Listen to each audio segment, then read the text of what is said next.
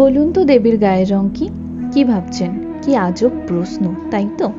এ তো সবাই জানে দেবী গৌরবর্ণ, কিন্তু আপনি কি জানেন নীলবর্ণেরও দেবীর পুজো হয়?